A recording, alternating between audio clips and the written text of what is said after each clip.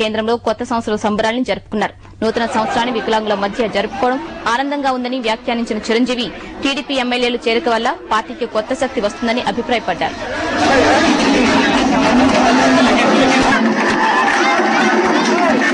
అలాంటి దాడులు మాకు జరిగినాయి.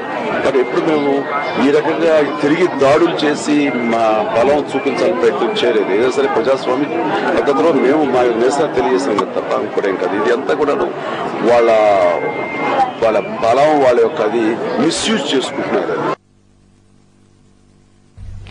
తల్లి భార్య మధ్య వివాదం ఓ వ్యక్తి ప్రాణం మీదకొచ్చింది.